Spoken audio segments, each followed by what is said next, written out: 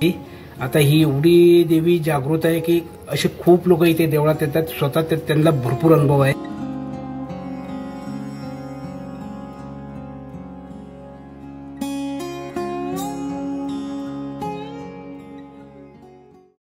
नमस्कार मित्रांनो, स्वागत आहे तुमचं आजच्या 9 दिवस नवदुर्गा सिरीजच्या 8व्या भागात। तर आज आपण 3 देव्यांचे दर्शन घेणार आहोत। तर गुहागरातीलच ह्या 3 देव्या आहेत, म्हणूनच आपण एका दिवसात 3 देवांचे दर्शन घेणार आहोत। तर नक्कीच तुम्हाला आजची ही माहिती आवडेल, तर व्हिडिओ शेवटपर्यंत नक्की बघा।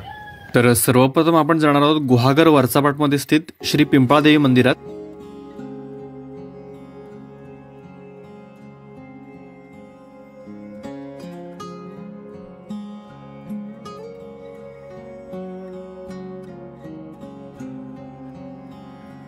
तर आता ज्या ठिकाणी पिंपळादेवीचं मुख्य मंदिर आहे त्या ठिकाणी मोठं पिंपळाचं झाड होतं आणि पिंपळाच्या झाडाच्या भोवती एक पार होतं। पिंपळाचं झाड होतं ना, ते खूप मोठं होतं। त्याची सावली आहे ती जवळजवळ आजूबाजूची 7-8 घरं आहेत, त्या घरांना तो सावली द्यायचा। तर कालांतराने जीर्ण होऊन त्या झाडाचं अस्तित्व नष्ट झालं।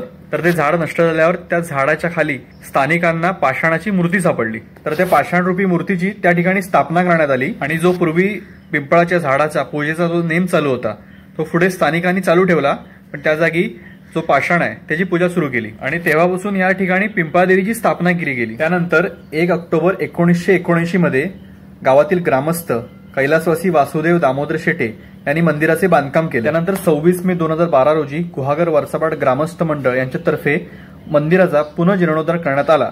त्याचबरोबर पूर्वजांनी चालू केलेले सगळे सण त्याच उत्साहाने आणि भक्तिभावाने साजरे करण्यात येतात। त्याचबरोबर वरचापाट गावात 2 मंडळ म्हणजेच नरनारायण मंडळ आणि दत्तप्रसादिक मंडळ असून सुद्धा देवीचा उत्सव त्याच उत्साहाने भक्तिभावाने आणि खेळीमेळीने साजरा केला जातो। पिंपळादेवी क्रीडा मंडळ आणि गावातील महिला वर्ग यांच्या वतीने मंदिरात अनेक उपक्रम चालवले जातात। यानंतर आपण जाणार आहोत गुहागर बागमध्ये स्थित श्री जांभळादेवी मंदिरात।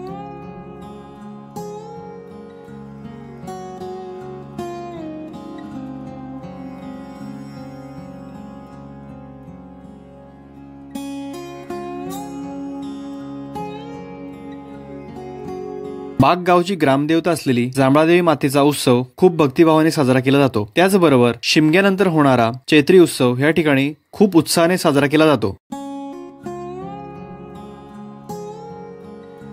यानंतर आपण जाणार आहोत गुहागरातील एका उंच टेकडीवर स्थित श्री धारदेवी मातेच्या मंदिरात। या मंदिरात जाण्यासाठी आपल्याला जवळपास 100 पायऱ्या चढून जावे लागतात।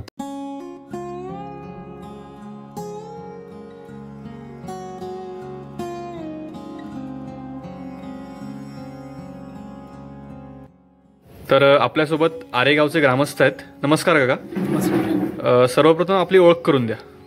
मी संदीप सुहास देवकर उर्फ भैया देवकर, राहणार आरे, तालुका गुहागर। काका, मला मंदिराबद्दल म्हणजे पूर्वपार इतिहास आहे मंदिराचा आणि जीर्णोद्धार सोहळा त्याबद्दल माहिती द्या थोडी। ह्या मंदिराबद्दल सांगायचं बोललं तर ह्या देवीचं नाव श्री धारदेवी आहे। या देवीचं साधारण 100-125 वर्षापूर्वीपासूनचा इतिहास आहे। पण आता माझ्या माहितीप्रमाणे माझ्या हयातीत की हे आता इथे दर मार्गशीर्ष शुक्ल सप्तमीला धारदेवीचा उत्सव साजरा होतो। तसंच ह्या मंदिराचा पहिला जीर्णोद्धार 1922 साली झालेला आहे आणि नंतर हे देवळीचं बांधकाम हे 1970 साली झालेलं आहे। आता 1983 पासून उत्सव मोठा होत चालला आहे। साधारण 2008ला ह्या मंदिरात येण्यासाठी रस्ता करण्यात आला वरती। आता ही एवढी देवी जागृत आहे की असे खूप लोक इथे देवळात येतात, स्वतः त्यांना भरपूर अनुभव आहे की त्यांना म्हणजे अशी जागृत देवस्थान आहे नवसाला पावणारी। तर ह्या देवीचा उत्सव आता यंदा या देवीचा उत्सव मार्गशीर्ष शुक्ल सप्तमीला गुरुवार दिनांक 27 नोव्हेंबर 2025ला साजरा होणार आहे। तसेच ह्या देवीचं म्हणजे नावलौकिक भरपूर आहे। तर ह्याच्यात मला नशिबान ह्या देवीचं सगळं करायचं मला नशिबान सगळं देवीने दिलेलं आहे। तर आपण ह्या देवीची सेवा करतो। ओके, धन्यवाद काका। ओके, धन्यवाद। तर नक्कीच तुम्हाला आजची माहिती आवडली असेल। जर तुम्हाला हा व्हिडिओ आवडला तर व्हिडिओला लाईक करा, व्हिडिओ जास्तीत जास्त शेअर करा आणि जर तुम्ही चॅनलवर नवीन असाल तर चॅनलला सबस्क्राईब करायला विसरू नका। आपण भेटूया उद्याच्या भागात। धन्यवाद।